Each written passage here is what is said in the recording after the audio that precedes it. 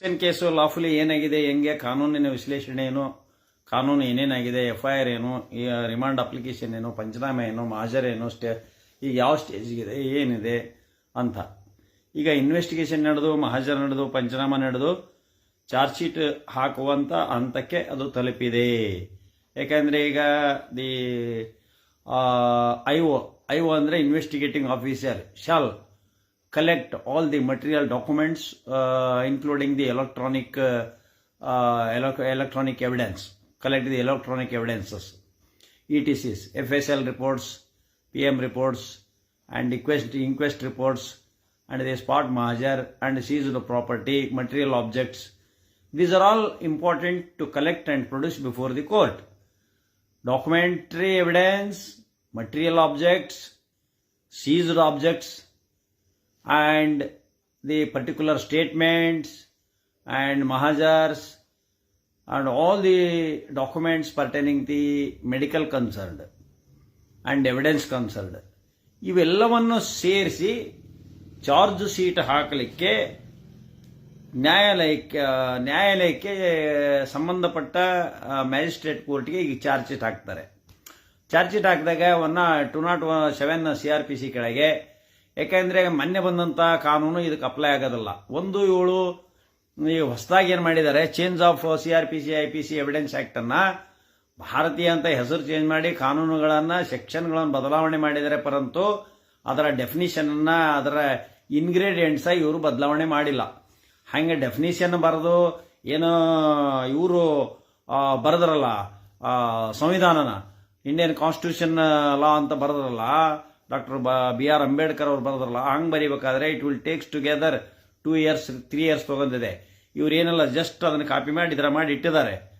So that Srishaila RR ಹೇಳ್ರಿ, Srishaila RR ಹೇಗಿದೆ, ಕಸ್ಟಡಿಯನ್ನು judicial ಕಸ್ಟಡಿಯನ್ನು extend ಮಾಡಿದ್ದಾರೆ. ಯಾಕಂದ್ರೆ ಬೇಲ್ ಆಗೋವರೆಗೂ judicial extend.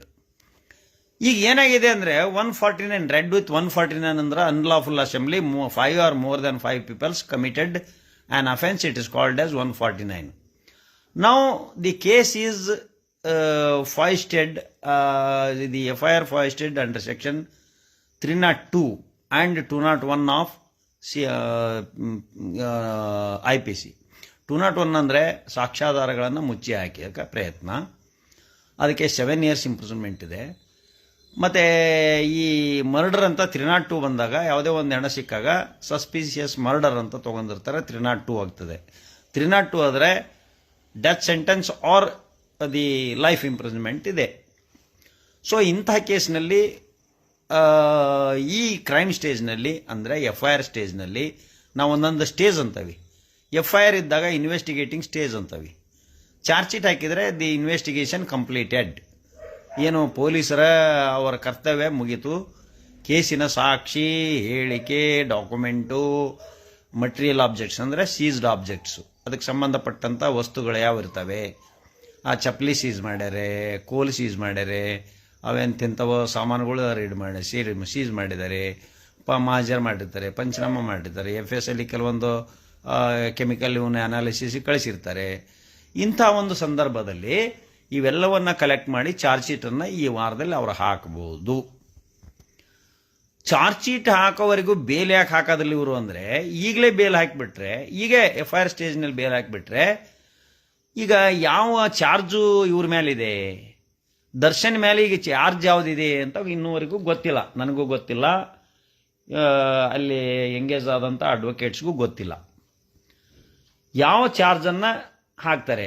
What was the part on the side of offence.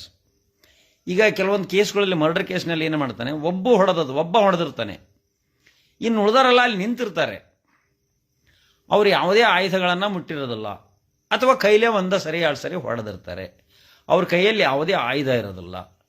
So ಈ ಸ್ಟೇಜ್ನಲ್ಲಿ, ಇಂಥ ಸ್ಟೇಜ್ನಲ್ಲಿ ಜಾಮೀನಿಗೆ ಮೇಲೆ ಬಿಡುವಂಥ ಸಂದರ್ಭಗಳಿರ್ತವೆ. ಸೊ ಈ ಕೇಸ್ನಲ್ಲಿ ಅಬ್ಸಲ್ಯೂಟ್ಲಿ ನಾ ಹಿಂದೂ ಹೇಳಿದ್ದೀನಿ, ಈಗ ಹೇಳಿದ್ದೀನಿ, there was no intention to assassinate brutally the Renuka Swamy by the side of Darshan ಅವ್ರಿಗಾಗಲಿ ಪವಿತ್ರ ಗೌಡ ಅವ್ರಿಗಾಗಲಿ ಇವನನ್ನು ಕೊಲೆ ಮಾಡಬೇಕು ಅನ್ನುವ ಉದ್ದೇಶ ಆಗಲಿ, ಪಿತೂರಿ ಆಗಲಿ, ಇವ್ರನ್ನ ಮುಗಿಸ್ಬೇಕು ಅನ್ನುವ ಉದ್ದೇಶ ಆಗಲಿ ಇದ್ದಿಲ್ಲ ಅಂತ ಮೇಲ್ನೋಟದ ಎವಿಡೆನ್ಸ್ಗಳು ಹೇಳ್ತವೆ. ಹಾಗಾದರೆ ಮೇಲ್ನೋಟದ ಎವಿಡೆನ್ಸ್ ಅಂದರೆ ಇವರು ಒಂದೆರಡು ಸರಿ ಹೊಡೆದಿರ್ಬೋದು ಅಂತ ಒಂದು ಪ್ರಿಸುಮ್ಷನ್ನು. ಇದನ್ನು ನಾನು ಇದನ್ನೂ ಮಾಡಲ್ಲ. ಒಬ್ಬ ಲಾಯರ್ ಆಗಿ, ಡಿಫೆನ್ಸ್ ಲಾಯರ್ ಆಗಿ ದರ್ಶನ್ ಏನು ಮಾಡಿದ್ದಾನೆ, ಏನೂ ಮಾಡೇ ಇಲ್ಲ ಅಂತ ಟೂ ನಾವು ಮಾಡೋದು. ಏನು ಮಾಡೇ ಇಲ್ಲ ಅಂತೀವಿ ನಾವು. ಪೊಲೀಸರು ಅವರು ಮಾಡಿದ್ದಾರೆ, ಅತಿ ಗಂಭೀರವಾದ ಅಪರಾಧವನ್ನು ಮಾಡಿದ್ದಾರೆ ಅಂತ ಹೇಳ್ತಾರೆ. ಪೊಲೀಸು ಮತ್ತು ಸರ್ಕಾರ ಇವರನ್ನು ಹೊರತುಪಡಿಸಿ ಪೊಲೀಸು, ಸರ್ಕಾರ, ನ್ಯಾಯಾಂಗ ಮತ್ತು advocate is an officer of the court. ನ್ಯಾಯಾಂಗದಲ್ಲಿ advocate an officer of the court ಅಂತ ಆನರಬಲ್ ಜಸ್ಟಿಸ್ ಎನ್ ಕುಮಾರ್ ಅವರು ಹೇಳಿದ್ದಾರೆ. Advocate is not only independent, he is also an officer of the court. ಕೋರ್ಟಿನಲ್ಲಿ ಒಬ್ಬ ಲಾಯರು, ಒಬ್ಬ ಆಫೀಸರ್ ಇದ್ದಂಗೆ. ಅವರು ನ್ಯಾಯಾಧೀಶರು, proceeding officers. The honourable high court justices ಅವರು ಜಸ್ಟಿಸ್, ಗೌರವಾನ್ವಿತ ನ್ಯಾಯಮೂರ್ತಿಗಳು. ಇನ್ನು ಡಿಸ್ಟಿಕ್ ಚಾರ್ಜಸ್ ಇದ್ದಾಗ ಡಿಸ್ಟ್ರಿಕ್ಟ್ ಜಜಸ್ ಅಂತ ಹೇಳ್ತೀವಿ ನಾವು. ಈಗ ಇದು ಕೇಸ್ ಟ್ರಯಲ್ ಆಗೋದು honourable district court, jurisdictional district court. ಎಲ್ಲಿ ಹೆಣ ಬಿದ್ದಿತ್ತು, ಎಲ್ಲಿ ಕಾಸ್ ಆಫ್ ಆಕ್ಷನ್ ಆಗಿದೆ, ಆ ಏರಿಯಾದ ಪೊಲೀಸ್ ಡಿಪಾರ್ಟ್ಮೆಂಟು, ಆ ಏರಿಯಾ ಯಾವ ಎಷ್ಟನೇ ದರ್ಜೆ, ಎಷ್ಟನೇ ಅಲ್ಲಿ ಒಂದು first principal, DJ, first additional, second additional ಅಂತ number of district courts are there. ಸುಮಾರು ಆ ಬೆಂಗಳೂರಿನ ವ್ಯಾಪ್ತಿಯಲ್ಲಿ ಎಷ್ಟು ಜಿಲ್ಲೆಗಳು ಬರ್ತವೆ, ಆಯಾ ಜಿಲ್ಲೆಗಳಿಗೆ 1, 2, 3, ಒಂದೊಂದು ಜಿಲ್ಲೆಗೆ 2, 3. ಈಗ ನಮ್ಮ ಹಾವೇರಿ ಜಿಲ್ಲೆಗೆ 3 ಡಿಸ್ಟಿಕ್ ಜಜಸ್ ಕೋರ್ಟ್ ಅದಾವೆ. ಫಸ್ಟು ಪ್ರಿನ್ಸಿಪಲ್ ಕೋರ್ಟು ಹಾವೇರಿಯಲ್ಲಿದೆ. Second first additional and SC/ST court, special court ಹಾವೇರಿಯಲ್ಲಿದೆ. ಆ್ಯಂಡ್ ಸೆಕೆಂಡ್ ಅಡಿಷನಲ್ ಅಂದರೆ 3ನೇ court, second additional district and sessions judge ನಮ್ಮ ರಾಣೆಬೆನ್ನೂರಿನಲ್ಲಿದೆ. ಈಗ ರಾಣೆಬೆನ್ನೂರಿಗೆ ಕೇಸನ್ನು ನಾವು ಏನೇ ಕೇಸ್ ಫೈಲ್ ಮಾಡಿದರೂ ಕೂಡ ಅಲ್ಲಿ ಹಾವೇರಿಗೆ ಹಾಕ್ತಾರೆ. ಹಾವೇರಿಯಿಂದ ನಮ್ಮ ಬ್ಯಾಡಗಿ ತಾಲೂಕು, ಹಿರೇಕೆರೆ ತಾಲೂಕು, ರಾಣೆಬೆನ್ನೂರು ತಾಲೂಕು, 3 ತಾಲೂಕಿನ ಜೂರಿಡಿಕ್ಷನ್ ಪೊಲೀಸ್ಗಳು ಸ್ಟೇಷನ್ ನಾವು ಮರ್ಡರ್ ಕೇಸ್ ಆಗಲಿ ಮತ್ತೊಂದಾಗಲಿ ಇಲ್ಲಿಗೆ ಬರ್ತವೆ. And specially SC/ST cases are hearing at the first additional session judge court at Haveri. ಹೀಗಿರ್ತವೆ. ಹಾಗೆ ದರ್ಶನ್ ಅವ್ರ ಕೇಸನ್ನು, ಚಾರ್ಜ್ ಶೀಟನ್ನು ಸಲ್ಲಿಸಬೇಕಾದ್ರೆ ಈಗ ಮ್ಯಾಜಿಸ್ಟ್ರೇಟ್ ಅವರ ಕೋರ್ಟಿಗೆ ಹಾಕ್ತಾರೆ. ಮ್ಯಾಜಿಸ್ಟ್ರೇಟ್ ಅವರ ಕೋರ್ಟಿಗೆ ಚಾರ್ಜ್ ಶೀಟ್ ಹಾಕಿದರೆ 207 ಕೆಳಗೆ ಕಾಪೀಸನ್ನು ಎಲ್ಲ ಅಕ್ಯೂಸ್ಡ್ಗೂ 19 ಮಂದಿಗೂ ಕಾಪಿಯನ್ನು ಕೊಡಬಹುದು. ಈ ಚಾರ್ಜ್ ಶೀಟನ್ನು ಎದುರು ಕೆಳಗೆ ಹಾಕ್ತಾರೆ ಅಂದರೆ CRPC 173 ಕೆಳಗೆ ಚಾರ್ಜ್ ಶೀಟನ್ನು ಮಾನ್ಯ ಕೋರ್ಟಿಗೆ ಸಲ್ಲಿಸ್ತಾರೆ. ಈ ಚಾರ್ಜ್ ಶೀಟನ್ನು ಹಾಕಿದ ನಂತರ what is the business of the police ಅಂತ ಹೇಳಿದರೆ, ಚಾರ್ಜ್ ಶೀಟ್ ಹಾಕಿದಾಗ ಇವರು ಏನು ಮಾಡಿದರು, ಈ ಸುಮ್ಮನೆ ನನ್ನ ಪ್ರಿಸುಮ್ಷನ್ ಇದು, ನನ್ನ ಕಲ್ಪನೆ, ಪೊಲೀಸರು ಏನು ಮಾಡಿರ್ಬೋದು. ಪವಿತ್ರ ಗೌಡ ಇವರಿಗೆ ಏನೋ ಒಂದು ಉದ್ದೇಶದಿಂದ, ಯಾವುದೋ ಒಂದು ಉದ್ದೇಶದಿಂದ ಇವರು ಯಾವುದೋ ಒಂದು ಎನಿಮಿಟಿ ಅಥವಾ ಯಾವುದೋ ಒಂದು ಮೆಸೇಜ್ನಿಂದ ಕಲ್ಪನೆ ಮಾಡ್ಕೊಂಡು ಅಥವಾ ತಪ್ಪು ಕಲ್ಪನೆ ಮಾಡ್ಕೊಂಡು ಆ ವ್ಯಕ್ತಿಯನ್ನು ಕರೆಸಿ ಇವರು ಹಲ್ಲೆ ಮಾಡಿದ್ದಾರೆ, ಹಲ್ಲೆ ಅಂತ ಬರ್ತದೆ. Thereafter on the conspiracy and also the instigation of the Pavitra Gowda, Darshan also assaulted on them, ಹೊಡೆದ್ರು ಅಂತ ಬರ್ತದೆ. ಮೋಸ್ಟ್ಲಿ 324 ರೆಡ್ ವಿತ್ 149 ಅಂತ ಇವ್ರ ಮೇಲೆ ಬರ್ಬೋದು. ಈ ಸೆಕ್ಷನ್ಗಳು ಬರ್ತವೆ. ಅಬ್ಯೂಸಲ್ 504, 506 ಇಂಥವೆಲ್ಲ ಬರ್ತವೆ. ಇವೆಲ್ಲ ಬೇಲ್ ಆಗುವಂಥ ಸೆಕ್ಷನ್ಗಳು, ಜಾಮೀನು ಕೊಡುವಂಥ ಅಪರಾಧಗಳಿವು. ಹಾಗಾದರೆ ಆಫ್ಟರ್ವರ್ಡ್ಸ್ 10, 11, 12 ಗಂಟೆಯ ನಂತರ ಉಳಿದವರು ಯಾರು ಅಲ್ಲಿ ಆ ಜಾಗದಲ್ಲಿ ಪ್ಲೇಸ್ ಆಫ್ ಅಫೆನ್ಸ್ನಲ್ಲಿ ಇದ್ದಾರೆ, ಹಾಗಾದರೆ ಅದರಲ್ಲಿ ಯಾರು ಮಾಡಿದ್ದಾರೆ ಎನ್ನುವುದು ಪತ್ತೆ ಹಚ್ಚುವುದು ಪೊಲೀಸರ ಕೆಲಸ. ಪೊಲೀಸರ ಇನ್ವೆಸ್ಟಿಗೇಷನ್ ಮತ್ತು ಚಾರ್ಜ್ ಶೀಟ್ನಲ್ಲಿ ಯಾರು ಅವನಿಗೆ ಸಾಯುವ ಹಾಗೆ ಹೊಡೆದ್ರು, ಆ ಸಾಯುವ ಹಾಗೆ ಹೊಡೆಯಲಿಕ್ಕೆ ಆ ವ್ಯಕ್ತಿಯ ಉದ್ದೇಶ ಏನಿತ್ತು, 19 ಜನದಲ್ಲಿ ಹೊಡೆದವರು ಯಾರು. ನಾನು ನಡೆಸಿದ ಒಂದು ಕೇಸ್ನಲ್ಲಿ ಸಡನ್ನಾಗಿ ಜಗಳ ಬಂತು, ಸರ್ವೇಯರ್ ಅಳಿಲಿಕ್ಕೆ ಬಂದಿದ್ರು ಹೊಲದಾಗೆ. ಈ ಸರ್ವೇದ ಬಗ್ಗೆ ಡಿಸ್ಪ್ಯೂಟ್ ಇತ್ತು, ಎನ್ಕ್ರೋಚ್ಮೆಂಟ್ ಆಗಿದೆ ಅಂತ, ನಮ್ಮ ಹೊಲ ಇಷ್ಟು ಒತ್ತುವರಿ ಮಾಡಿದ್ದಾರೆ. ಸರ್ವೇಯರ್ ಬಂದಾಗ ಕಲ್ಲು ಹಾಕ್ಬೇಕಾದ್ರೆ ಆ ಸ್ಟೋನನ್ನು ಹಾಕ್ತಾರೆ, ಬೌಂಡ್ರಿ ಸ್ಟೋನನ್ನು ಹಾಕ್ಬೇಕಾದ್ರೆ ಇಬ್ಬರು ಅವರೊಂದು 8 ಜನ ಇವರೊಂದು 8 ಜನ ಹೊಡೆದಾಡಿದಾಗ ಅದು ಶಿವಮೊಗ್ಗ ಜಿಲ್ಲೆದು. ಹೊಡೆದಾಡಿದಾಗ ಒಬ್ಬನ ಸತ್ತ. On the way of the hospital at Bangalore he died. So that the 302 was initiated. So court come to the conclusion that is not the murder, the sudden culpable homicide amounting to 326 or 325, 324 ಅಂತ ಹೇಳಿದರು. ಆ 326 ಕಡೆಗೆ conviction ಅನ್ನು ಕೊಟ್ಟರು. ಯಾರಿಗೆ ಕೊಟ್ಟರು ಅಂದರೆ ಅದರಲ್ಲಿ ಸಲ್ಕಿ ತಗೊಂಡು ಹೊಡೆದಿರ್ತಾನೆ, ಸಿಕಲ್ ತಗೊಂಡು ತಲೆಗೆ ಹೊಡೆದಿರ್ತಾನೆ. Due to head injury he died. And afterward septicemia ಅಂದರೆ ದೇಹದ ತುಂಬ ತಡೆಯಲಾರದಷ್ಟು ಬ್ಯಾಕ್ಟೀರಿಯಾಗಳ ಇದಾಗಿ ಸೆಪ್ಟಿಸಿಮಿಯಾಗಿ ಯಾವ ಮೆಡಿಸಿನ್ನು ಹಿಡಿಲಾರದಂಥ, ಡಾಕ್ಟ್ರಿಗೆ ಬಗ್ಲಾರದಂಥ ಸೆಲ್ಸು ಯಾವ ವರ್ಕ್ ಮಾಡಲಾರದಂಥ ಒಂದು ಪರಿಸ್ಥಿತಿ ಬಂದಾಗ ನಾವು ಸೆಪ್ಟಿಸಿಮಿಯಾ ಅಂತ ಹೇಳ್ತೀವಿ. ಈ ಡೈಡ್ ಡ್ಯೂ ಟು ದಿ ಸೆಪ್ಟಿಸಿಮಿಯಾದಿಂದ ಸತ್ತಾಗ ಆ ವ್ಯಕ್ತಿಗೆ ಅಲ್ಲಿ ಈ ವ್ಯಕ್ತಿಗಳು ಕೊಲೆ ಮಾಡಿದವರು ಯಾರು ಹೊಡೆದರು? ಸಲಿಕೆಯಿಂದ ಹೊಡೆದಾರೆ. ಎಷ್ಟು ಸಲಿಕೆ ಇದ್ವು? ಮಟೀರಿಯಲ್ ಆಬ್ಜೆಕ್ಟ್ ಅಂದರೆ ಸೀಸ್ಡ್ ಪ್ರಾಪರ್ಟಿ ಒಂದೇ ಸಲಿಕೆಯನ್ನು ಎಲ್ಲರೂ ತಗೊಂಡು ಒಂದೊಂದು ಹೊಡೆದಿದ್ದಾರಾ? ಇಲ್ಲ. ಒಬ್ಬನೇ ಹೊಡೆದಿದ್ದ ಪರಶುರಾಮಪ್ಪ ಅನ್ನೋನು. ಅವನಿಗೆ ಮಾತ್ರ 326 ಕೆಳಗೆ the honourable supreme court imposed the conviction of 5 years, 5 ವರ್ಷ ಅವರಿಗೆ ಕನ್ವಿಕ್ಷನ್ ಅನ್ನು ಕೊಡ್ತು. ಉಳಿದವರಿಗೆ ಅಲ್ಲಿ during the FIR stage they sustained the jail. 3 ತಿಂಗಳ 4 ತಿಂಗಳ ಇದ್ದರು. ಅದನ್ನು ಸೆಟಪ್ ಮಾಡಿ ಮತ್ತೆ 3,000 ರೂಪಾಯಿ ದಂಡ ಮಾಡಿದರು. ಆ 7 ಮಂದಿನೂ ಬಿಡುಗಡೆ ಆದರು. ಇನ್ನು ಒಬ್ಬನೇ ಪರಶುರಾಮನಿಗೆ ಕನ್ವಿಕ್ಷನ್ ಆಯಿತು. Already 3 years he was sustained the jail. Afterwards 2 years completion ಮಾಡಿ ಹೊರ ಬಂದಿದ್ದಾನೆ. ಆರಾಮ್ ಹೊಲ ಮಾಡ್ಕೊಂಡು ಊಟ ಮಾಡ್ಕೊಂಡು ಅದಾನೆ. There was a charge of 302 ಇತ್ತು ಅವನ ಮೇಲೆ. ಹಾಗಂತ ಅವನಿಗೆ ಗಲ್ಲಿಗೆ ಹಾಕಲಿಲ್ಲ, ಜೀವಾವಧಿ ಶಿಕ್ಷೆ ಆಗಲಿಲ್ಲ. ಆಮೇಲೆ ಅದು ಡೆಫಿನಿಷನ್ 302 ಕೆಳಗೆ ಬರಲೇ ಇಲ್ಲ. The case came under the culpable homicide not amounting to murder. ಅದಕ್ಕೆ ಇಲ್ಲಿ ಕಲ್ಪೆಬಲ್ ಹೊಮಿಸೈಡ್ ಆಗಿದೆ, ಈ ನಾಟ್ ಅಮೌಂಟಿಂಗ್ ಟು ಮರ್ಡರ್ ಅಂತ ನನ್ನ ವಾದ. ಅದರಲ್ಲಿ ದರ್ಶನ್ ಕೇಸ್ನಲ್ಲಿ ಇಂಟೆನ್ಷನಲ್ ಮರ್ಡರ್ ಅಲ್ರಿ, ಆಸ್ತಿಗಾಗಿ ಹೊಡೆದಾಡಿದ್ರ ಅವರವರ ಏನು ಆಸ್ತಿ ವ್ಯಾಜ್ಯ ಇತ್ತಾ? ಈ ಹುಡುಗ ವಿಕ್ಟಿಮ್, ಈ ಹುಡುಗ ಏನು ಸಂಬಂಧಿಕರ ಅವರಿಗೆ?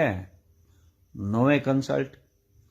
ದ್ಯಾಟ್ಸ್ ಓನ್ಲಿ ದ್ಯಾಟ್ ಏನೋ ಒಂದು ಘಟನೆ ಆಗಿದೆ, ಏನಾಗಿದೆ, ಕರೆಸಿದ್ರು, ಏನೋ ಮಟ್ಟಿದ್ರು, ಅಥವಾ ಅದರಲ್ಲಿ ಯಾರಿಗಾದರೂ ದರ್ಶನ್ ಅವರನ್ನ ಸಿಗಿಸಲೇಬೇಕು ಅಂತ ಯಾರಿಗಾದರೂ ಇದ್ದಿರಬಹುದಾ? ಆದರೆ ಮೀಡಿಯಾದವರು ಹೇಳೋದು, ಅಜಿತ್ ಹನುಮಕ್ನವರ, ರಂಗಣ್ಣ, ಈ ರಾಧಕ್ಕ, ಇವರಷ್ಟರು TV5, TX1 ಇವರೆಲ್ಲ ಹೇಳೋದು ನೋಡ್ಬಿಟ್ರೆ ದರ್ಶನ್ ಕೊಲೆಗೋರ ಬೂಟಲಾಗಿ ಇದು ಮಾಡಿಬಿಟ್ಟಿದ್ದಾರೆ, ಹಾಗೆ ಮಾಡಿಬಿಟ್ಟಿದ್ದಾರೆ, ಹೀಗೆ ಮಾಡಿಬಿಟ್ಟಿದ್ದಾರೆ, ಅವ್ರು ರೌಡಿ ಲಿಸ್ಟ್ ಹೋಗ್ತಾರೆ, ಅವ್ರನ್ನ ಬ್ಯಾನ್ ಮಾಡ್ತಾರೆ, ಹಾಗೆ ಹೀಗೆ. ಏನು ಅಜಿತ್ ಹನುಮಕ್ಕನವ್ರು ಬಾಯ್ ಐತಿ ಅಂತೇಳಿ ಹೆಂಗೆ ಬೇಕಂಗೆ ಮಾತಾಡ್ತಿಲ್ಲಪ್ಪ. ನಿಮ್ಮ ಮನೆಯಲ್ಲಿ ಯಾರಾಗಾದರೂ ಇಂಥ ಘಟನೆ ಸಂಭವಿಸಿಬಿಟ್ರೆ what could be the effect? What is the destiny of your family? What is the destiny of our family? ಇಲ್ಲಿ ನೋವುಂಡಿರೋದು ರೇಣುಕಾ ಸ್ವಾಮಿಯವರ ಮನೆ, ಅವರ ಕುಟುಂಬ, ಅವರ ಸಂಬಂಧಿಕರು, ಅವರ ಮಿತ್ರರು. ಮೀಡಿಯಾದರು ಒಬ್ಬ ಸೆಲೆಬ್ರಿಟಿ ಮೇಲೆ ತುರ್ಗಿಸ್ಕೊಳ್ಳಕ್ಕೆ ಹೋಗಿದ್ದಾರೆ. They were not at all in order to help to the family of Renuka Swamy. Renuka Swamy family ಇಲ್ಲಿ ವಿಕ್ಟಿಮ್ ಆಗಿದೆ. ಇವರು ದರ್ಶನನ್ನ ದ್ವೇಷಕ್ಕೋಸ್ಕರ ಇಲ್ಲಿ ಅಷ್ಟು ಮಂದಿ ಹೋಗಿದ್ದಾರೆ. ಆ ಮಗುಗೆ ನ್ಯಾಯ ಕೊಡಿಸಿ, ಆ ಮಗುಗೆ ನ್ಯಾಯ ಕೊಡಿಸಿ, ಆ ಮಗುಗೆ ನ್ಯಾಯ ಕೊಡಿಸಿ. ನೀವು ಕೊಡ್ರಿ ನ್ಯಾಯನ? ಒಬ್ಬನ ಯಾವನೇ ಹೇಳ್ತಾನ, ನಿನ್ನ ಗಂಡ ಹೆಂಗೆ ಮಾಡ್ಯಾನಲ್ಲ, ದರ್ಶನನ ಹೆಂಡತಿ ಬರಬೇಕು, ರೇಣುಕಾ ಸ್ವಾಮಿ ಅವ್ರ ಮನೆಗೆ ಬರಬೇಕು ಅಂತ ಯಾವನೊಬ್ಬನ ಹೇಳ್ತಾನೆ. ಅಲ್ರಿ, ದರ್ಶನ್ ಅವ್ರ ಮನೆಗೆ ಆ ವಿಜಯಲಕ್ಷ್ಮಿ ಅವ್ರು ಬಂದರೆ ಅವರು ರ್ಯಾಶ್ ಆಗಿ ಏನಾದರೂ ಆ ವಿಜಯಲಕ್ಷ್ಮಿ ಅವ್ರಿಗೆ ಏನಾದರೂ ಮಾಡಿದರೆ ಯಾರು? Who is responsible? ಯಾವನೊಬ್ಬನು ತಿಳಿಯಿಲ್ದ ಹೇಳ್ತಾನಲ್ಲ ರೇಣುಕಾ ಸ್ವಾಮಿ ಅವ್ರ ಮನೆಗೆ ಬರ್ಬೇಕು ಅವರು ಅಂತ. ಈ ಕೇಸ್ನಾಗ ಅಲ್ದಲೆ ಬೇರೆ ಕೇಸ್ಗಳು, ಹಲವಾರು ಕೇಸ್ಗಳು ಮರ್ಡರ್ ಆಗಿದಾವಲ್ಲ. ಹಂಗಾರೆ ಸೌಜನ್ಯ ಕೇಸ್ ಮನೆಗೆ ಇವನ ಹೇಳಿದಾನ ಹೋಗ್ಬೇಕಾಗಿತ್ತು. ಸೌಜನ್ಯ ಕೇಸ್ನೇ ನ್ಯಾಯ ಕೊಡ್ಸಕ್ಕಿಂತಾರೆ ಅವ ಹೋಗಿಲ್ಲಲ್ಲ. ಪ್ರಥಮ್ ಆಗಲಿ, ಇವನಾಗಲಿ, ರಂಗಣ್ಣಾಗಲಿ, ಇವನು ಅಜಿತ್ ಆಗಲಿ, ಅವನ ಯಾರು ಶೆಟ್ಟಿ ಆಗಲಿ, ಶೆಟ್ಟಿ ಕುಂಟ ಬಿಲ್ಲೆ ಆಡೋಣ ಬಾ ಅಂತಾನೆ. ಕುಂಟ ಬಿಲ್ಲೆ ಆಡೋಣ ಬಾ. ಪಾಪ ಅವ್ರ ಮನೆಗೆ ಏನಾಗಿಲ್ಲಲ್ಲ, ಅವ್ರ ಮನೆಗೆ ಏನಾಗಿಲ್ಲ. ಇಲಿಗೆ ಪ್ರಾಣ ಸಂಕಟ, ಬೆಕ್ಕಿಗೆ ಚಿನ್ನಾಟ ಅಂತ. ಬೆಕ್ಕಿಗೆ ಈ ಮೀಡಿಯಾಗಳು ಬೆಕ್ಕು ಮಾಡಿದಂಗೆ ಮಾಡಕತ್ತಾವ. ಹಿಂಗೆ ಬರೋದು, ಹಿಂಗೆ ಮಾಡೋದು. ಸ್ವಲ್ಪ ಡಿಸೆನ್ಸಿ ಡೆಕೋರಮ್ ಮೇಂಟೈನ್ ಮಾಡ್ರಿ. ನಾಳೆ ಎಲ್ಲರ ಮನೆಗೆ ಇಂಥವು ಆಗ್ಬೋದು. ಯಾಕೆ ಅಂದರೆ ಬಹಳ ಏನು ಹೊರಟಾಗಿ ಮಾತಾಡ್ತಾರೆ ಜನ ಈಗ.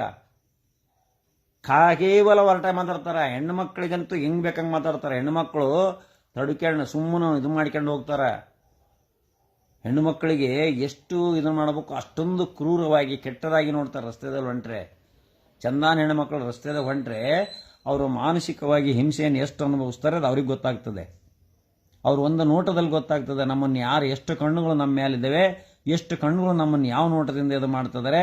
ಅಕಸ್ಮಾತ್ ಏನಾರ ಎಡವಟ್ಟಾದರೆ ಎಷ್ಟು ದೇಹಗಳು ಅವನ್ನ ಅನಾಹುತ ಮಾಡಬಹುದು ಅನ್ನುವ ವಿಚಾರಗಳು ಇವತ್ತಿನ ದಿವಸ ಭಯಾನಕವಾದ ಸ್ಥಿತಿಯಲ್ಲಿ ನಾವು ಇದ್ದೇವೆ. ಒಬ್ಬ ಗಂಡು ಮಕ್ಕಳಿಗೆ ಮನೆ ನುಗ್ಗಿ ಬಂದು ಮನೆ ಮುರಿದು ಇದನ್ನು ಮಾಡ್ತಾರ. ಆ ಭಯಾನಕವಾದ ಸ್ಥಿತಿಯನ್ನು ತರ್ತಿದ್ದಾರೆ ದೇಶದಲ್ಲಿ. ಹಂಗಾರೆ ಇವರೆಲ್ಲ ಇಷ್ಟು ಮಾತಾಡಿದರು, ರೇಣುಕಾ ಸ್ವಾಮಿ ಬಗ್ಗೆ ಮಾತಾಡಿದರು ಮೀಡಿಯಾಗಳು. ಏ ಶೆಟ್ಟಿ, ಅವನು ಯಾರೋ ಒಂದು ಶೆಟ್ಟಿ, ಅವನ ಹೆಸರು ಎಂಥದ ಶೆಟ್ಟಿ ಗೊತ್ತಿಲ್ಲ. Public TV Shetty plus Ranganna plus ಪ್ರಥಮ. ಒಳ್ಳೆ ಹುಡುಗ ಪ್ರಥಮ, ಒಳ್ಳೆ ಹುಡುಗ ಪ್ರಥಮ. ನಾವೆಲ್ಲ ಕೆಟ್ಟ ನನ್ನ ಮಕ್ಕಳು, ಇವನೊಬ್ಬನ ಒಳ್ಳೆಯನು. ಒಳ್ಳೆ ಹುಡುಗ ಪ್ರಥಮ ಅಂದರೆ ಈ ಇಡೀ ಕರ್ನಾಟಕದ ಅವನೊಬ್ಬನ ಒಳ್ಳೆಯನು. ನಾವಂತೂ ಬಿಡ್ರಿ, ನಾವು ಲೆಕ್ಕಕ್ಕಿಲ್ಲ. ಪ್ರಥಮ ಒಳ್ಳೆ ಹುಡುಗ ಪ್ರಥಮ. ನಾವೆಲ್ಲ ಕೆಟ್ಟರೋ. ದರ್ಶನನ್ ಫ್ಯಾನ್ಸು ಎಲ್ಲರೂ ಕೆಟ್ಟರೋ. ದರ್ಶನನ್ ಫ್ಯಾನ್ಸ್ನ ಲಾಟಿ ತಗೊಂಡು ಪೊಲೀಸ್ ಡ್ರೆಸ್ ಸಕ್ಕೆಂದು ಓಡಿಸ್ಯಾಡಿ ಹೊಡಿತಿದ್ದಿ. ನಿಮ್ಮ ಅಪ್ಪ ಕೊಟ್ಟ ನಾ ಪೊಲೀಸ್ ಡ್ರೆಸ್ ನಿನಗೆ ಹೊಡೆಯಕ. ನಿಜವಾದ ಪೊಲೀಸರ ಹೊಡೆಯಕ್ಕೆ ಪವರ್ ಅಲ್ಲಿ CRPC ಒಳಗೆ. ನೀನು ಯಾವನಲ್ಲಿ ದರ್ಶನ್ ಫ್ಯಾನ್ಸ್ ಹೊಡೆಯಕ್ಕೆ ಲೇ ಪ್ರಥಮ ತಲೆ ಮೇಲೆ ನೀನು ಮಾಸಾರೇತ. ಅಲ್ಲಿ ಪ್ರಚಾರ ತೊಗೊಂಡು ಹೋಗಿದ್ದ ಹುಬ್ಬಳ್ಳಿಗೆ, ಇಲ್ಲಿ ಪ್ರಚಾರ ತೊಗೊಳಕ್ಕೆ ಬಂದಿದೀಯಾ. ನೀನು ಏನು ಕೊಟ್ಟಿದಿ? ಏನೋ ಒಂದು 3 ದುಡ್ದು ಕೊಡ್ತಾನಂತ. ದುಡ್ದು ದೊಡ್ಡ ಕೊಡೋ ನೀನು. ಆ ಮುಂದೆ ಹುಟ್ಟ ಮಗ ಕೊಡೋ ನೀನು ಕೊಡು, ನಾವು ಕೊಡ್ತಾವಿ. ಮಕ್ಕಳೇ ನಮಗೆ ಆಗಿರೋದಂತೂ ತಂದು ಕೊಡಕ್ಕೆ ಬರೋದಿಲ್ಲ. ಇಲ್ಲಿ ನಾನು ಮಾಡೋದು ಕಾನೂನಿನ ವಿಶ್ಲೇಷಣೆ, ನಾನು ಮಾಡೋದು ಡ್ಯೂಟಿ. ಕರ್ಮಣೆ ವಾಧಿಕಾರಸ್ಥೆ ಮಾಫಲಯಿಸು ಕದಾಚನ. ನಿನ್ನ ಡ್ಯೂಟಿಯನ್ನು ನೀನು ಮಾಡು ಅಂತ ಕೃಷ್ಣ ಪರಮಾತ್ಮ ಭಗವದ್ಗೀತೆ ಗೀತೆಯಲ್ಲಿ ಹೇಳಿದ್ದಾನೆ. ನಾವು ಡ್ಯೂಟಿಯನ್ನು ನೋಡಬೇಕಾದ್ರೆ ಪಾಪ ಪುಣ್ಯ ಮತ್ತೊಂದು ಏನು ನೋಡೋದಲ್ಲ. ಕೋರ್ಟ್ನಲ್ಲಿ ಪ್ರಾಸಿಕ್ಯೂಷನರ್ಗೆ you shall prove beyond all reasonable doubts ಅಂತ ಹೇಳ್ತಾವೆ ಪೊಲೀಸ್ರಿಗೆ. ಅಲ್ಲಿ ಪ್ರಾಸಿಕ್ಯೂಟರ್ಗೆ ನೀವು ಪ್ರೂವ್ ಮಾಡ್ರಿ ಕೇಸನ್ನ ಅಂತ ನ್ಯಾಯಾಂಗದಲ್ಲಿ ಹೇಳ್ತೇವೆ. ನಾವೆಲ್ಲ ಡಿನೈ ಮಾಡೋದು ಕೋರ್ಟ್ನಲ್ಲಿ, ನಾವೆಲ್ಲ ಡಿನೈ ಮಾಡ್ತೀವಿ. ನಾವು ಯಾವುದನ್ನು ಒಪ್ಪೋದಲ್ಲ ಕೋರ್ಟ್ನಲ್ಲಿ. ಯಾವ ಕೇಸ್ನಲ್ಲೂ ನಾವು ಒಪ್ಪೋದಿಲ್ಲ. ಕ್ರಿಮಿನಲ್ ಕೇಸ್ನಲ್ಲಿ ಯಾವುದನ್ನು ನಾವು ಒಪ್ಪೋದಿಲ್ಲ. Unless the compromise between the parties. Party ನಾಳೆ ಬಂದರು ಪಂಚರು ಅವರು ಹೋಸ್ಟೆಲ್ ಆಗ್ಬೋದು, ಮಟೀರಿಯಲ್ ಅಬ್ಜೆಕ್ಷನ್ ಎಲ್ಲ ಸುಳ್ಳಾಗ್ಬೋದು, ಪಂಚನಾಮ ಫೇಲ್ ಆಗ್ಬೋದು. ಮನೆ ಒಬ್ಬರು ಡಾಕ್ಟ್ರು ಕೇಸ್ ಕೊಟ್ಟಿದ್ರು. ಕೊರೋನಾ ದಿವಸ ನಮ್ಮ ಇವರು ಇಬ್ಬರು ಪತ್ರಕರ್ತರು ಹೋಗಿ ಅಲ್ಲಿ ಕ್ಯಾಮ್ರಾ ಹಿಡಿದ್ರು, ಒಳ ಹೋಗಿದ್ರು, ಹಂಗಂತ. ಆ ಪಂಚನಾಮ ಹಾಜರು ಮಾಡಿದ್ರೆ ಬಂದು ನನಗೇನು ಗೊತ್ತಿಲ್ಲರಿ ಸೈ ಮಾಡಂದ್ರು. ಪೊಲೀಸ್ ಸ್ಟೇಷನ್ ಸೈ ಮಾಡನಿ. ನನಗೆ ಸ್ಪಾಟ್ ಯಾವುದು, ಯಾರೇನು ಮಾಡ್ರಿ ಏನೇನು ಗೊತ್ತಿಲ್ಲ ಅಂತ ಇನ್ನು ನಿನ್ನೆ ಹೇಳೋದ. ಇಂತಹ ಸಂದರ್ಭಗಳು, ಕೇಸುಗಳು ಹಿಂಗೆ ನಡೆದಾಗ ಏನು ಮಾಡ್ತಾರೆ? ಇದ್ರಿಗೆ ಹೇಳೋದವ ಪಂಚ ಇನ್ವೆಸ್ಟಿಗೇಟಿಂಗ್ ಆಫೀಸರು, ನಾ ಪಂಚನಾಮ ಮಾಡಿದ್ದೆ, ಇಂತಿಂತರು ಸೈನ್ ಮಾಡಿದ್ದಾರೆ, ಅವರೆಲ್ಲರೂ ಇದ್ರಿಗೆ ಮಾಡಿದೆ, ಫೋಟೋ ತೆಗೆದೆ ಅಂತ ಹೇಳ್ತಾರೆ. ಆದರೆ ಹಾಜರು ಮಾಡಿದ ಪಂಚ ಬಂದು ಏನೋ ಪೊಲೀಸರಿಂದ ಫೋಟೋ ತಗೊಂಡ್ರಿ, ಎಲ್ಲಿ ತಗೊಂಡ್ರೆ ಗೊತ್ತಿಲ್ಲ, ಆದ್ರೆ ಏನು ಬರ್ದದ್ ಮಾಜರ್ನ ನನಗೆ ಗೊತ್ತಿಲ್ಲ, ನನ್ನ ಸೈನ್ ಮಾಡೋ ಅಂದ್ರು. ಬೆಳೆ ಹಾಳೆ ಸೈನ್ ಮಾಡಿದ್ದೀನಿ, ಹೋದೆ, ಮುಗೀತು. ಪಂಚನಾಮ ಮಾಜರ್ ಹೆಂಗೆ ಪ್ರೂವ್ ಮಾಡಿದ್ರು? ಪ್ಲೇಸ್ ಆಫ್ ಅಫೆನ್ಸ್ ಹೆಂಗೆ ಪ್ರೂವ್ ಆತು? ಮಾಜರ್ಗೆ ಇವ್ರನ್ನ ಯಾಕೆ ಹಂಗೆ ತಗೊಂಡ್ರು? ಅಥವಾ ಆರೋಪಿಗಳು ಅವ್ರಿಗೇನಾರು ರೊಕ್ಕ ಕೊಟ್ಟಿದ್ರಾ? ಇಲ್ಲ, ನಮ್ಮ ಕೇಸ್ನ ನಾವು ಯಾರಿಗೂ ದುಡ್ಡು ಕೊಡಲ್ಲ, ನಾವು ಯಾರಿಗೂ ಕೊಡಲ್ಲ, ಪ್ರಾಸಿಕ್ಯೂಟ್ರ್ ಕೇಳೋದಿಲ್ಲ, ನಾವು ಕೊಡೋದಿಲ್ಲ. ನಮ್ಮ ಎದುರಿಗಿರೋ ಪ್ರಾಸಿಕ್ಯೂಟ್ರ್ ಎಲ್ಲರೂ ಹಾಗೆ, ನಮಗೆ ಅವರು ಗಟ್ಟಿಯಾಗಿ ಕೇಸ್ ನಡೆಸ್ತಾರೆ, ನಾವು ಗಟ್ಟಿಯಾಗಿ ಕೇಸ್ ನಡೆಸ್ತೇವೆ, ಹೋರಾಟ ಮಾಡ್ತೇವೆ, ಕಾನೂನಿನ ಹೋರಾಟ ಮಾಡ್ತೇವೆ. ಸೊ ಆ ಕಾರಣದಿಂದ ದರ್ಶನ್ ಅವರಿಗೆ 100ಕ್ಕೆ 99% ಇನ್ನೊಂದು 20-25 ದಿವಸದೊಳಗೆ, ಈ ತಿಂಗಳ ಎಂಡಿನೊಳಗೆ ಚಾರ್ಜ್ ಶೀಟ್ ಅವರು ಹಾಕಿದರೆ, ಚಾರ್ಜ್ ಶೀಟ್ ಹಾಕಿ 15 ಡೇಸ್ದೊಳಗೆ ಬೇಲ್ ಸಿಗ್ತದೆ. ಆದ್ದರಿಂದ ದರ್ಶನ್ ಅವರ ಅಭಿಮಾನಿಗಳು ಕಾನೂನಿನ ವಿಶ್ಲೇಷಣೆ 14 ದಿವಸ ಅಂದರೆ ಜಾಮೀನು ಸಿಗೋವರೆಗೂ 14 ದಿವಸ ಜಜಸ್ ಅವರಿಗೆ ಎಕ್ಸ್ಟೆನ್ಷನ್ ಮಾಡಕ್ಕೆ ಪವರ್ ಇದೆ, 15 ದಿವಸ ಮಾಡೋಕ್ಕಿಲ್ಲ. CRPC ಒಳಗೆ 167 class 2 and class 1, section 167 class 1 class 2 ಕೆಳಗೆ ಚಾರ್ಜ್ ಶೀಟ್ ಹಾಕುವವರೆಗೆ ನ್ಯಾಯಾಂಗ 14 ಡೇಸ್ ಒಳಗೂ ಎಕ್ಸ್ಟೆನ್ಷನ್ ಜುಡಿಷಿಯಲ್ ಕಸ್ಟಡಿ ಒಳಗೆ ಇಡಬಹುದು. ಚಾರ್ಜ್ ಶೀಟ್ ಹಾಕೋವರೆಗೂ, ಚಾರ್ಜ್ ಶೀಟ್ ಆದಮೇಲೆ ಎಷ್ಟು ದಿವಸ ಆದರೂ ಇಡ್ಬೋದು, ತಿಂಗಳ ಗಂಟಲೆ ಕಳಿಸ್ಬೋದು ಜೈಲಿಗೆ. 15 ಡೇಸ್ ಚಾರ್ಜ್ ಶೀಟ್ ಹಾಕೋವರೆಗೂ ಕೂಡ that is judicial custody shall extend not more than within 15 days, not more than 14 days. 14 ದಿನಕ್ಕಿಂತ ಹೆಚ್ಚಿಗೆ 15 ದಿನ ಇಡಲಿಕ್ಕೆ ಮ್ಯಾಜಿಸ್ಟ್ರೇಟ್ ಅವರಿಗೆ ಪವರನ್ನು CRPC ಕೊಟ್ಟಿಲ್ಲ, ಲೆಜಿಸ್ಲೇಷನ್ ಕೊಟ್ಟಿಲ್ಲ. ಆ ಕಾರಣದಿಂದ ಅವರು 14 ದಿವಸ ಹಾಕ್ತಾರೆ. ಈಗ ಅಕಸ್ಮಾತ್ ಸಪೋಸ್ ನಾಳೆ ನಾಡ್ದ ಚಾರ್ಜ್ ಶೀಟ್ ಹಾಕಿದ್ರು ಅಂದರೆ, ಇವ್ರ ಮೇಲೆ ಗಂಭೀರವಾದ ಆರೋಪ ಇಲ್ಲ ಅಂದರೆ, ಅವರು ಏನು ಮಾಡಿದ್ದಾರೆ ಏನು ಬಿಟ್ಟಿದ್ದಾರೆ ಅನ್ನೋದಕ್ಕೆ ಎವಿಡೆನ್ಸ್ ಇಲ್ಲ ಅಂದರೆ, ಅದನ್ನೆಲ್ಲ ಕಲೆಕ್ಟ್ ಮಾಡ್ಕೊಂಡು ಬೇಲ್ ಅಪ್ಲಿಕೇಶನನ್ನು ರೆಗ್ಯುಲರ್ ಬೇಲು 439 CRPC ಕೆಳಗೆ honourable district and sessions judge, jurisdictional district and sessions judge ಕೋರ್ಟ್ನಲ್ಲಿ the advocates are filing an application on behalf of Darshan. After filing of the application, the prosecutor shall take the notice and the jurisdictional IO and police inspector shall take the notice. ಪೊಲೀಸರು ಅದಕ್ಕೆ ತಕರಾರನ್ನು ಸಲ್ಲಿಸಬೇಕು. 2 ದಿವಸ 3 ದಿವಸ 5 ದಿವಸ time ಕೊಡ್ತಾರೆ objection ಹಾಕಲಿಕ್ಕೆ. ಆ 3 ಅಥವಾ 5 ದಿವಸದಲ್ಲಿ ಅವ್ರು ಏನೇನು ಡಾಕ್ಯುಮೆಂಟ್ ಅದಾವೆ, ಏನೇನು ರಿಮಾಂಡ್ ಯಾವ್ದಿದ್ದಾವೆ, ಏನೇನಿದಾವೆ, ಅವರ ಅಬ್ಜೆಕ್ಷನ್ ಏನು, ಯಾಕೆ ಬಿಡಬಾರ್ದು. ಅದೇ ಇವರು ಪ್ರಭಾವಿ ಅದಾರೆ, ಇವರಿಗೆಲ್ಲ ರಾಜಕಾರಣಿಗಳು ಪರಿಚಯ ಅದಾರೆ, ಆಮೇಲೆ ಇವರು ವಿಟ್ನೆಸ್ ಮೇಲೆ ಪ್ರಭಾವ ಬೀರ್ಬೋದು, ಹಾಗೆ ಹೀಗೆ. ಯಾಕಂದ್ರೆ ಚಾರ್ಜ್ ಶೀಟ್ ಹಾಕಿದ ಮೇಲೆ that question doesn't arise. Charge sheet ಹಾಕುವವರೆಗೆ ವಿಟ್ನೆಸ್ ಮೇಲೆ ಪ್ರಭಾವ ಬೀರ್ಬೋದು ಅಂತ ಕ್ವಶನ್ ಇರ್ತದೆ. ಚಾರ್ಜ್ ಶೀಟ್ ಹಾಕಿ ಎಲ್ಲ ಸೀಸರ್ ಆಗಿ ಎಲ್ಲ ಆದಮೇಲೆ ಎಲ್ಲ ವಿಟ್ನೆಸ್ ಸ್ಟೇಟ್ಮೆಂಟ್ ತೊಗೊಂಡ ಮೇಲೆ ಒಂದು 15-20 ವಿಟ್ನೆಸ್ಸೋ ಮತ್ತೊಂದೋ ಏನೇನೋ ಮಾಡ್ಕೊಂಡಿರ್ತಾರೆ. ಆ ಎಲ್ಲ ವಿಟ್ನೆಸ್ ಕೋರ್ಟ್ನಲ್ಲಿ ಎಷ್ಟು ಮಂದಿ ಬಂದು ಎಷ್ಟು ಯಾವ ಥರ ಹೇಳ್ತಾರೆ ಏನು ಅಂತ, ಕೋರ್ಟಿನ ಒಳಗೆ ವಿಟ್ನೆಸ್ ಬಾಕ್ಸ್ನಲ್ಲಿ ಹತ್ತಿದಾಗ ಮನುಷ್ಯನ ಮನಸ್ಸು ಚೇಂಜ್ ಆಗ್ತದೆ. ಅಲ್ಲಿ ಅವನಿಗೆ ಯಾವ ರೀತಿ ಹೇಳಬೇಕು, ಏನು ಎಂತು ಅಂತ ಕಾನೂನಿನ ಅಜ್ಞಾನ ಇರ್ತದೆ. ಪ್ರತಿವಾದಿ ವಕೀಲರು, ಆರೋಪಿಗಳ ವಕೀಲರು ಕ್ರಾಸ್ ಮಾಡಿದಾಗ ಅವನ ತಲೆಯಲ್ಲಿ ಏನು ಸತ್ಯ ಇರ್ತದೆ ಅದನ್ನು ನಾವು ಹೊರಗೆ ತರ್ತೀವಿ. ಅವನು ಏನೇನೋ ಹೇಳ್ಕೊಟ್ರು, ಟೂಟ್ ವಿಟ್ನೆಸ್ಸು ಪೊಲೀಸರು ಹೇಳ್ಕೊಟ್ರೆ, ಇನ್ನೊಬ್ರು ಹೇಳ್ಕೊಟ್ರೆ ಹಿಂಗೆ ಹೇಳುವಂಥ ಪಾಠ ಮಾಡಿ ಕಳಿಸಿರ್ತಾರೆ. ಆ ಪಾಠ ಮಾಡಿ ಅಂದರೆ ಹೇಳಿಕೆ ಮಾತು ಕಟ್ಟಿದ ಬುತ್ತಿ ಭಾಳ ದಿವಸ ಉಳಿದಲ್ಲ ಅಂತ ನಮ್ಮ ಅಪ್ಪ ಹೇಳ್ತಿದ್ದ. ಕಟ್ಟಿದ ಬುತ್ತಿ ಹಳಸ್ತೈತಿ 1 ದಿವಸ 2 ದಿವಸಕ್ಕೆ. ಹಂಗೆ ಹೇಳಿಕೆ ಮಾತು ಭಾಳ ದಿವಸ ಇರೋದಿಲ್ಲ. ಹಿಂಗೆ ಹೇಳು, ಹಿಂಗೆ ಮಾಡು, ಇವ್ರ ಮೇಲೆ ಹೇಳು ಅಂತ ಹೇಳಿರ್ತಾರೆ. ನಾವು ಅದನ್ನೆಲ್ಲ ಹುಚ್ಚುತ್ತೇವೆ ಬುಟ್ಟು ಗಂಟೆ.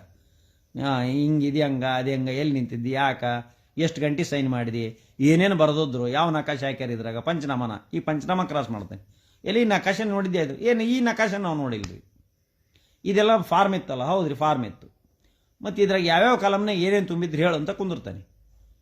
ಜಾಗದ ಚಕ್ಬಂದಿ ಹೇಳು ಅಂತ ಕುಂದಿರ್ತಾನೆ. ನಾನು ಎಷ್ಟು ಗಂಟೆ ಸೈನ್ ಮಾಡಿದ್ದು ಹೇಳು ಅಂತ ಕೇಳ್ತಾನೆ. ಸರ್ ಅದೇನು ಗೊತ್ತಿಲ್ಲ, ಪೊಲೀಸರ ಮೇಲೆ ನಂಬಿಕೆ ಇದೆ ನನಗೆ, ನಾನು ಸೈನ್ ಮಾಡು ಅಂದ್ರೆ ಮಾಡಿದ್ದೀನಿ. ಎದಕ್ಕೆ ಮಾಡಿ, ಪಂಚನಾಮ ಮಾಡಿದೆ. ಪಂಚನಾಮದಾಗ ಏನು ಬರ್ದತಿ ಗೊತ್ತಿಲ್ಲ ನನಗೆ, ಏನೇನು ಸೀಸ್ ಮಾಡಿದ್ರು ಗೊತ್ತಿಲ್ಲ ಸರ್ ನನಗೆ. ಸೀಸ್ಡ್ ಪ್ರಾಪರ್ಟಿ ಸ್ಪಾಟ್ನಿಂದ ತಂದರು ಅಂತಾರೆ ಅವರು. ಇವೆಲ್ಲ ಸ್ಟೇಷನ್ನೇ ನೋಡಿದೆಲ್ಲನಪ್ಪ ಅಂದ್ರೆ, ಹ್ಞೂ ರೀ ನಾ ಸ್ಟೇಷನ್ನ ನೋಡಿದೆ. ಅಂದರೆ the property which are ceased by the police wear not from the place of offence, ಅಲ್ಲಿಂದ ಸೀಸ್ ಮಾಡಿ ತಂದದ್ದು ಅಲ್ಲ ಅಂತ ಅವನು ಒಪ್ಕೊಂಡ. ಇಲ್ಲ ಪೊಲೀಸ್ ಸ್ಟೇಷನ್ನ ತೋರಿಸಿರಿ ಇವನ್ನ, ಇವೇ ನೋಡ್ರಿ ಅಲ್ಲಿ ಸೀಸ್ ಮಾಡಿ ಪ್ರಾಪರ್ಟಿ ಅವು ಇವು ಅಂತ ಏನೇನೋ ಹೇಳಿದ್ರು. ಇವನ್ನೆಲ್ಲ ಇವತ್ತ ನೋಡ್ತೀಯಲ್ಲನಪ್ಪ ನೀನು ಅಂದ್ರೆ, ಹೌದ್ರಿ ಇವತ್ತ ನೋಡೋದು ಅಂತ ಹೇಳ್ತಾನೆ ನಾವು. ಸೊ ಅವಾಗ ಹೆಂಗೆ ಕೇಸು ಸ್ಟ್ರಾಂಗ್ ಆಗ್ತದೆ. ಇಂಥ ಸಂದರ್ಭಗಳಲ್ಲಿ ಬೆನಿಫಿಟ್ ಆಫ್ ಡೌಟ್ ಕ್ರಿಯೇಟ್ ಆಗ್ತದೆ. ಇವರು ಅಪರಾಧ ಮಾಡಿದ್ದಾರೆ ಅಂತಲ್ಲ. If there is a benefit of doubt created, the honourable judiciary will will go to adjudicate the matter. Doubt ಬಂದಾಗ ಬಹಳ ಸೂಕ್ಷ್ಮವಾಗಿ ಅದನ್ನು ಪರಿಶೀಲನೆ ಪೆರುಸಲ್ ಮಾಡ್ತಾರೆ. ಪೆರುಸಲ್ ಮೈಕ್ರೋ ಪೆರುಸಲ್ ಮಾಡ್ತಾರೆ. ಅಂಥವೆಲ್ಲ ಜಲ್ದಿ ಹಿಡಿದು ಸೂಕ್ಷ್ಮವಾಗಿ ಎಷ್ಟು ಕಂಪ್ಲೇನೆಂಟ್ಗೆ ಎಷ್ಟು ಶಕ್ತಿಯುತವಾಗಿ ಸಾಕ್ಷಿ ಬರ್ತವೆ. The prosecution evidence shall warrant to impose the conviction to the particular accused. ಆರೋಪಿಗಳಿಗೆ ಶಿಕ್ಷೆ ವಿಧಿಸುವಂಥ ಒಂದು ಸಾಕ್ಷ್ಯಾಧಾರಗಳು ಹೇಳ್ತಿರ್ಬೇಕು. ಇವನಿಗೆ ಶಿಕ್ಷೆ ಕೊಡ್ರಿ, ಇವನಿಗೆ ಶಿಕ್ಷೆ ಕೊಡ್ರಿ ಅಂತ ಸಾಕ್ಷಿಗಳು ಹೇಳ್ತಿರ್ಬೇಕು. ನ್ಯಾಯಾಂಗದ ಮುಂದೆ ಹಾಜರುಪಡಿಸಿದ ಮಟೀರಿಯಲ್ ಆಬ್ಜೆಕ್ಟ್ಸು ಮತ್ತು ಡಾಕ್ಯುಮೆಂಟ್ಸು ಮತ್ತು oral evidence, doctor evidence, IO evidence, police evidence, FIR evidence, photos and electronic medias ಇವೆಲ್ಲವನ್ನು ಕ್ರೋಢೀಕರಿಸಿದಾಗ ಈ ಎಲ್ಲ ಸಾಕ್ಷ್ಯಾಧಾರಗಳು ಇವನನ್ನು ಬಿಡಬೇಡಿ, ಇವನನ್ನು ಶಿಕ್ಷೆಗೆ ಒಳಪಡಿಸಿ, ಇವನು ಅಪರಾಧ ಮಾಡಿದ್ದಾನೆ ಅಂತ evidence should warrant to impose the conviction against the particular accused. ಅರ್ಥಾತ್ ರೀ, ಈ ಪರ್ಟಿಕ್ಯುಲರ್ ಎವಿಡೆನ್ಸಸ್ ಅನ್ನ ಕಲೆಕ್ಟ್ ಹಾಕಿದ್ದಾರೆ ಇಲ್ಲ. The arrest itself is not enough. Arrest ಮಾಡುವಾಗ ಅಲ್ಲಿ ಮೇಲ್ನೋಟದ ಇದದವೆ ಅರೆಸ್ಟ್ ಮಾಡಿದ್ದು ಭಾರಿ ಸಾಹಸ ಅಂತ ಯೋಚನೆ ಮಾಡಕ್ ಬರೋದಿಲ್ಲ. ಅರೆಸ್ಟ್ ಮಾಡಿದ್ದೇ ಒಂದು ದೊಡ್ಡದು ಅಂತಲ್ಲ. ಅರೆಸ್ಟ್ ಮಾಡಿದವರು ಕನ್ವಿಕ್ಷನ್ ಕೊಡಿಸ್ಬೇಕು. ಅರೆಸ್ಟ್ ಮಾಡಿದ ಪೊಲೀಸ್ ಆಫೀಸರು ಕನ್ವಿಕ್ಷನ್ ಕೊಡಿಸ್ಬೇಕು. ಅವಾಗ ನಾವು ಅಡ್ವೊಕೇಟ್ ಸಹಬ್ಬಾಸ್ ಅಂತೀವಿ. Otherwise no. ಯಾಕೆಂದರೆ ಅರೆಸ್ಟ್ ಮಾಡೋದು ಅದೇನು ದೊಡ್ಡದಲ್ರಿ. ಇಂಥ ಪ್ರಭಾವ ಅರೆಸ್ಟ್ ಮಾಡಿದ್ರು, ಇಂಥ ಪ್ರಭಾವ ಮಾಡಿದ್ರು. ಅಫೆನ್ಸ್ ಮಾಡಿದಾಗ ಗುರುತರವಾದ ಎವಿಡೆನ್ಸ್ ಸಾಕ್ಷ್ಯಾಧಾರಗಳು ಸಿಕ್ಕಾಗ ಎಂಥ ವ್ಯಕ್ತಿಯನ್ನಾದರೂ without warrant the can arrest or under section 43 of CRPC not only the police officer, the publics can arrest. ಸಾರ್ವಜನಿಕರು ಗುರುತರವಾದ ಅಪರಾಧ ಮಾಡಿದಾಗ ಸಾರ್ವಜನಿಕರು ಕೂಡ ಇಮಿಡಿಯೇಟ್ ಆಗಿ ರಸ್ತೆಯಲ್ಲಿ ಒಬ್ಬನ ಕೊಲೆ ಮಾಡ್ತಾನೆ, ಒಬ್ಬನ ಯಾರ ರೇಪ್ ಮಾಡಿರ್ತಾನೆ, ಒಬ್ಬನ ಕಳ್ಳತನ ಮಾಡ್ತಾನಂದ್ರೆ ಅಂಥ ವ್ಯಕ್ತಿಯನ್ನ ನಾವು ಸಾರ್ವಜನಿಕರು ಹಿಡಿದು ಅರೆಸ್ಟ್ ಮಾಡಲಿಕ್ಕೆ ಪವರ್ಸ್ ಇದೆ ಇದನ್ನು ತಿಳ್ಕೋಬೇಕು ನೀವು. ಅರೆಸ್ಟ್ ಮಾಡಿದ ನಂತರ ಅವನಿಗೆ ಯಾವುದೇ ಅಂಗನ್ಯೂನ್ಯತೆ ಹೊಡೆಯುವುದು ಬಡಿಯುವುದು ಮಾಡದ ಹಾಗೆ ಅವನನ್ನು ಕೈ ಕಟ್ಟಿಗಳು, ಅರೆಸ್ಟ್ ಮಾಡೋದಂದ್ರೆ ಬಂಧನ. ಅವನಿಗೆ ಕೈ ಕಟ್ಟಿಕೊಂಡು ತಗೊಂಡು ಹೋಗಿ ಅವ್ರು ಹೆಂಗೆ ಬಳಿ ಹಾಕ್ತಾರೆ ನಾವು ಹಂಗೆ ಹಗ್ಗ ಕಟ್ಟಿ ಅವನ ಕೈಗೆ ಹಗ್ಗ ಕಟ್ಟಿ ತಗೊಂಡು ಹೋಗಿ ಪೊಲೀಸ್ ಸ್ಟೇಷನ್ಗೆ ಹಾಜರುಪಡಿಸಿ ಅವನ ಮೇಲೆ ಕಂಪ್ಲೇಂಟ್ ಕೊಡೋವರೆಗೂ ನಮಗೆ ಸೆಕ್ಷನ್ 43 ಆಫ್ CRPC ಅದ್ರ ಕೆಳಗೆ ಎಲ್ಲ ಸಾರ್ವಜನಿಕರಿಗೆ ಅಧಿಕಾರ ವ್ಯಾಪ್ತಿ ಇದೆ. ಅಯ್ಯೋ ಪೊಲೀಸರು ಮಟ್ಟ ತಡ್ರಿ ನಾವು ಅರೆಸ್ಟ್ ಮಾಡಬಾರ್ದು, ನಮಗೆ ಅಧಿಕಾರ ಇಲ್ಲ ಅಂತ ತಿಳ್ಕೊಬೇಡ್ರಿ. ಸೆಕ್ಷನ್ 43 ಆಫ್ CRPC ಓದ್ಕೇಳ್ರಿ. ಅದ್ರಾಗ ಪಬ್ಲಿಕ್ ಕ್ಯಾನ್ ಅರೆಸ್ಟ್. ನಾವು ಅವರಷ್ಟೇ ಅಲ್ಲ, ಪೊಲೀಸರು ಏನಾರ ಅಲ್ಲಿ ಅಂತ ಹೀನಸ್ ಅಫೆನ್ಸ್ ನಮ್ಮ ಎದುರಿ ಮಾಡಿದ್ರಂದ್ರೆ we are also arrest the police people. ಹೌದು, ಪೊಲೀಸರಿಗೆ ಅರೆಸ್ಟ್ ಪವರ್ ಐತೆ ಅಂತಂದಾಗ ಯಾವುದೇ ವ್ಯಕ್ತಿ ಗುರುತರವಾದ ಕಾಗ್ನಿಸಬಲ್ ಅಫೆನ್ಸ್ ಮಾಡಿದ್ರು ನಮ್ಮ ಎದುರಿಗೆ ಅಂದರೆ ನಮ್ಮೆದುರಿ ಪೊಲೀಸ್ ಆಫೀಸರ್ ನಾವು ಸಾರ್ವಜನಿಕರು ಅಪರಾಧ ಮಾಡಿದಂಗೆ ಪೊಲೀಸರ ಅಪರಾಧ ಏನಾದರೂ ಮಾಡಿದ್ರು ಅಂದರೆ without warrant we can arrest and produce the higher officer pertaining to the police station. ನೋಡಿ, ನಮ್ಮೆದುರಿಗೆ ಇಂಥ ವ್ಯಕ್ತಿ ಅತ್ಯಾಚಾರ ಮಾಡಕತ್ತಿದ್ದ, ನಾವು ಹಿಡ್ಕೊಂಡು ಬಂದು ಪೊಲೀಸ್ ಸ್ಟೇಷನ್ಗೆ ಕಂಪ್ಲೇಂಟ್ ಕೊಟ್ಟಿದ್ದೀವಿ. ಹೌದಾ? How it is irrelevant and illegality. So that ಭಾಳ ಹೊತ್ತಾತು. ಎಲ್ಲ ನನ್ನ ಮಿತ್ರರು ಭಾಳ ಮಂದಿ ನೋಡ್ತಾ ಇದ್ದಾರೆ. ಸೊ ದ್ಯಾಟ್ ಈ ಕೇಸ್ನಲ್ಲಿ ಚಾರ್ಜ್ ಶೀಟ್ ಹಾಕೋವರೆಗೂ ಬೇಲ್ ಹಾಕಲಿಕ್ಕೆ ಯಾಕೋ ಮೀನಾಮೇಷ ಮಾಡ್ತಾ ಇದ್ದಾರೆ ನಮ್ಮ ವಕೀಲರ ಟೀಮು. ಅವರು ಬಹಳ ಬುದ್ಧಿವಂತರಿರ್ತಾರೆ. ಇದು ವಿಚಾರ ಸರಿನೂ ಇದೆ. ಸೊ ಚಾರ್ಜ್ ಶೀಟ್ನಲ್ಲಿ ಯಾವ ಸೆಕ್ಷನನ್ನು ಆ್ಯಡ್ ಮಾಡ್ತಾರೆ, ಏನು ಪಾರ್ಟ್ ಇದೆ, ಇನ್ವೆಸ್ಟಿಗೇಷನ್ನಲ್ಲಿ ಏನು ಸಿಕ್ಕಿದೆ, ಯಾವ ಎವಿಡೆನ್ಸ್ ಸಿಕ್ಕಿದೆ ದರ್ಶನ್ ಅವ್ರ ಮೇಲೆ ಅನ್ನುವ ವಿಚಾರ ಬಂದಾಗ ದರ್ಶನ್ ಅವರು ಮರ್ಡರ್ ಮಾಡಿದಂಥ ವಿಚಾರ ಅದರಲ್ಲಿ ಎವಿಡೆನ್ಸ್ ಯಾವುದೂ ಇಲ್ಲ. Culpable homicide with intention to murder, intendedly murder ಇರಬೇಕು, ಉದ್ದೇಶ ಇರಬೇಕು ಮರ್ಡರ್ ಮಾಡೋದು. ಆ ಮರ್ಡರ್ ಮಾಡುವಾಗ ದರ್ಶನ್ ಅವರೇ ಹೊಡೆದಿರಬೇಕು. ಬೇರೆಯವ್ರು ಹೊಡೆದ್ರೆ it will not effect on him. ಇವ್ರಂಗ ಒಂದೆರಡು ಹೊಡೆದೋದ್ರು ಅಂದರೆ 324 325 ಬರ್ತದೆ. Those are all bailable offences. Since he is also already sustained 12 days the custody, ಎಷ್ಟು ದಿವಸ ಕಸ್ಟಡಿಯನ್ನು ಸಲ್ಲಿಸ್ತಾರೆ ಅಷ್ಟು ಈಸಿ ಬೇಲ್ಗೆ ಆಗ್ತದೆ. ಸರ್ ಕೋರ್ಟ್ನಲ್ಲಿ ಹೇಳ್ತೀವಿ, ಸ್ವಾಮಿ 15 ದಿವಸ ಆಯ್ತು ಇಡಕತ್ತಿ, ಯಾವುದು ಇದನ್ನು ಮಾಡಲ್ಲ, ಅಂಡರ್ಟೇಕ್ ತೊಗೋತೀವಿ, ಸಾಕ್ಷಿ ಹೊಡೆಯೋದಿಲ್ಲ, ಏನು ಮಾಡಲ್ಲ, ಊರು ಬಿಟ್ಟು ಹೋಗಲ್ಲ, ಕಂಡೀಷನಲ್ ಬೇಲ್ ಕೊಡಿ, ಡೈಲಿ ಪೊಲೀಸ್ ಸ್ಟೇಷನ್ಗೆ ಅಟೆಂಡ್ ಆಗ್ತಬೇಕಾದ್ರೆ, ಫ್ರೀಡಮ್ ಕೊಡಿ ಮನೇಲಿ ಇರಲಿಕ್ಕೆ, ಮನೆ ಊಟ ಮಾಡಲಿಕ್ಕೆ, ಮನೆ ಇದನ್ನು ಮಾಡಲಿಕ್ಕೆ ಫ್ರೀಡಮ್ ಕೊಡಿ. ಇವರೊಬ್ಬರು ಪಿಕ್ಚರ್ ಸೆಲೆಬ್ರಿಟಿ ಇದ್ದಾರೆ, ಸಿನಿಮಾ ತೆಗಿಯೋರಿದ್ದಾರೆ, ಜೂರಿಡಿಕ್ಷನ್ ಪರ್ಮಿಷನ್ ತೊಗೊಂಡು ಇದೇ ಜೂರಿಡಿಕ್ಷನ್ಗೆ ಅವರು ಶೂಟಿಂಗ್ ಮಾಡಬೇಕು ಬಿಡಬೇಕು ಅನ್ನೋದ್ರಾಗ ಇದಾದರೆ. And he got the property, residential house, ಲೋಕಲ್ನಾಗ ಅದಾರೆ, ತಪ್ಪಿಸ್ಕೊಂಡು ಓಡೋಗಿಲ್ಲ, ಬೇರೆ ದೇಶಕ್ಕಾಗಲಿ ಪರದೇಶಕ್ಕಾಗಲಿ ಅಪರಾಧ ಮಾಡಿ ಓಡೋಗಿರೋದಿಲ್ಲ, ತಲೆ ಮರೆಸ್ಕೊಂಡಿರೋದಿಲ್ಲ, ಇನ್ನು ಮುಂದೆ ತಲೆ ಮರೆಸ್ಕೊಳ್ಳೋದೂ ಇಲ್ಲ. The accused are not tampering the witnesses of the prosecution. He is attending before either the IO or to the honourable judiciary. ಎಲ್ಲಿ ಆದರೂ ಅಟೆಂಡ್ ಆಗಲಿಕ್ಕೆ ರೆಡಿ ಅದಾರೆ ಅಂತ ಹೇಳಿ ಚಾರ್ಜ್ ಶೀಟ್ ಹಾಕಿದ ಮೇಲೆ, ಚಾರ್ಜ್ ಶೀಟನ್ನು ಮಾನ್ಯ JMFC ಕೋರ್ಟ್ ಹಾಕಿದ ಮೇಲೆ, honourable JMFC court committing this case to the committal ಅಂತ ಹೋದಕ್ಕೆ 209 ಕೆಳಗೆ ಆರೋಪಿಗಳನ್ನು, ಮಟೀರಿಯಲ್ ಆಬ್ಜೆಕ್ಟ್ಸನ್ನು, ಚಾರ್ಜ್ ಶೀಟನ್ನು ಇಮಿಡಿಯೇಟ್ ಜೂರಿಡಿಕ್ಷನಲ್ ಜಿಲ್ಲಾ ಕೋರ್ಟಿಗೆ ಕಳಿಸ್ತಾರೆ, ಜಿಲ್ಲಾ ಆನ್ ಸೆಷನ್ಸ್ ಕೋರ್ಟಿಗೆ.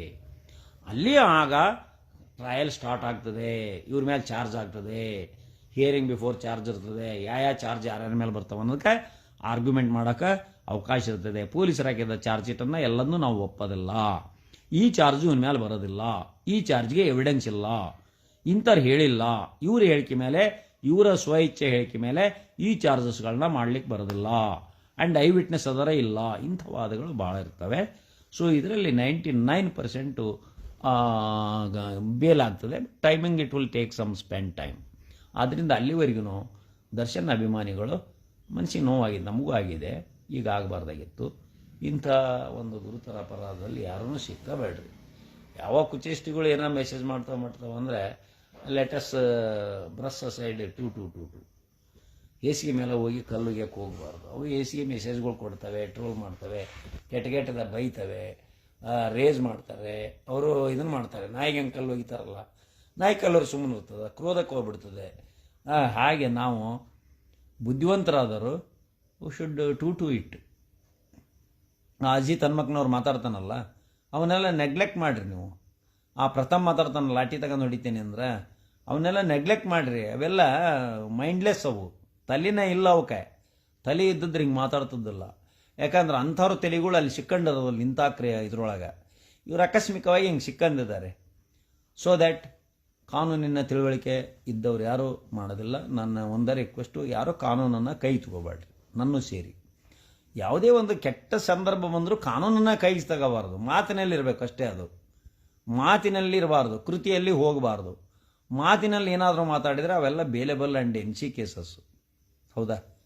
ಮಾತಿಗೆ ಏನೋ ಮಾತಾಡಿದ್ರೆ ಶಿಟ್ನೆ ಒಂದೆರಡು ಮಾತಾಡಿದ್ದಾರೆ ಇರ್ತದೆ, ಅವೆಲ್ಲ ಟಾಲರಬಲ್. ಅದು ಬಿಟ್ಟು ಕೈಗೆ ಯಾವ ತೊಗೋಬೇಡ್ರಿ, ಕೈಗೆ ದೊಣ್ಣೆ ಅಂತೂ ತೊಗೊಳಕ್ಕೆ ಹೋಗ್ಬೇಡ್ರಿ, ಕೈನಿಂದ ಯಾರನ್ನೂ ಹೊಡೆಯೋಕೆ ಹೋಗ್ಬೇಡ್ರಿ. This is the principle of avoiding the police. ಪೊಲೀಸರು ಏನು ಮಾಡೋಕ್ಕಾಗಲ್ಲ, ಅವನು ನಮ್ಮನ್ನು ಸುಮ್ಮನಿದ್ದನ್ನು ಪೊಲೀಸರು ಬಂದು ಅರೆಸ್ಟ್ ಮಾಡೋಕ್ಕೆ ಬರೋದೂ ಇಲ್ಲ. ಇನ್ನೋಸೆಂಟ್ಸನ್ನು ಪೊಲೀಸರು ಅರೆಸ್ಟ್ ಮಾಡಲಿಕ್ಕೆ ಇದಿಲ್ಲ, ಸ್ಟಡಿ ಮಾಡ್ತಿರ್ತಾರೆ. ಅವ್ರಿಗೆ ಕ್ರೈಮ್ ಬ್ರಾಂಚ್ ಅದಕ್ಕೆ ಇರ್ತದೆ, ಅವರ ಒಂದು ಇದು ಏನಿರ್ತದೆ ಇಂಟೆಲಿಜೆನ್ಸಿನೂ ಅದೇ ಇರ್ತದೆ. ಇವ್ರು ಹೆಂಗೆ ಕ್ರಿಮಿನಲ್ ಆ್ಯಕ್ಟಿವಿಟೀಸ್ ಅದಾವ, ಏನು ಈಗ ನೋಡಿ. ಕ್ರಿಮಿನಲ್ ಆ್ಯಕ್ಟಿವಿಟೀಸ್ ಅಂದರೆ ಗಾಂಜಾ, ಕೊಟನೋಟು, ಮಿಸ್ಚ್ಯೂಸು, ಚೀಟಿಂಗು, ಬ್ಲ್ಯಾಕ್ ಮೇಲು, ಎಕ್ಸ್ಟೋರ್ಷನ್ನು, ಥೆಫ್ಟು, ರಾಬರಿ, ಮರ್ಡರ್, ರೇಪ್ ಆಮೇಲೆ ಇಂಥವೆಲ್ಲವೂ ಅಪರಾಧಗಳಾಗ್ತವೆ. ಆಮೇಲೆ ಟ್ರಸ್ಟ್, ಬ್ರೀಚ್ ಆಫ್ ಟ್ರಸ್ಟ್.